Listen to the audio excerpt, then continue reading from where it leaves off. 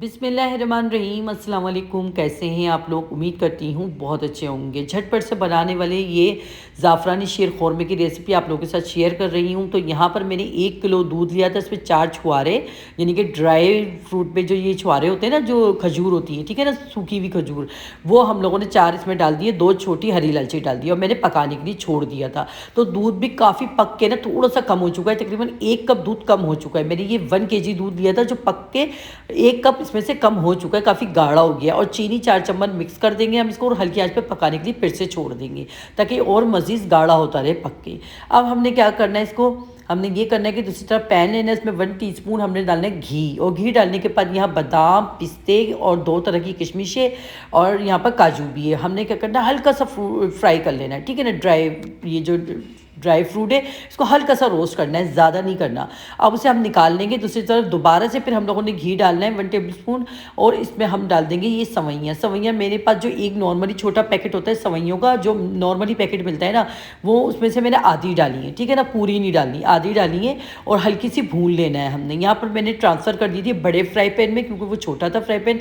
अब सवैयों को हमने हल्की आँच पे भूनना है, बिल्कुल हल्की आँच पे भूनिएगा।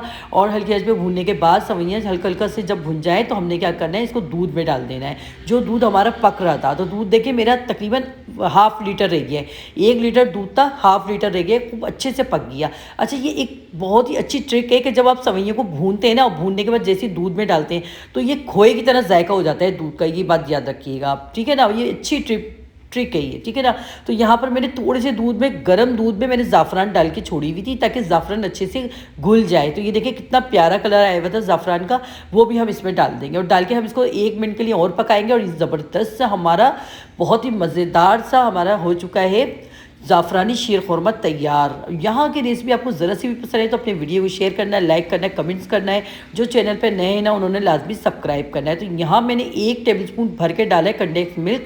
ये ज़रूर डालिएगा, इससे इतना मज़ेदार जायका आएगा ना कि आपने इस पर खोया नहीं भी डाला ना, लेकिन फिर भी आपके हर बाइट में ना आपको खोए का जायका आएगा। कंडेंस मिल्क 1 चम्मच भर के ज़रूर डालिएगा। आप चाहे तो 2 से 3 चम्मच भी डाल सकते हैं, लेकिन इतनी सवैयों के लिए 1 चम्मच काफ़ी था। और यहाँ थोड़े से ड्राई फ्रूट भी डाल दिया है। और देखें इतनी मज़ेदार सी सवैयाँ, ये शीर ख़ुरमा हो चुका है तैयार, बहुत मज़ेदार सा ज़ाफ़रानी। अब हम इसको डिश आउट करना है, हम अपनी मर्ज़ी से इसमें थोड़े से ड्राई फ्रूट डाल देने हैं। और छोटी वाली जो चमचम होती है ना, वो भी आप इसमें डाल दीजिएगा, ठीक है। इतनी मज़े की ये रेसिपी बनती है ना, आप यकीन करिए। छोटी वाली जो चमचम होती है ना, ये कलरफुल ले लीजिएगा। मैंने तो घर में ही कलर करा था, एक एक कतरा कलर डाला एक एक प्याली में पानी के साथ और चमचम को छोड़ दिया था। तो देखिए कलर आ गया, ठीक है ना, अलग अलग प्याली में करके।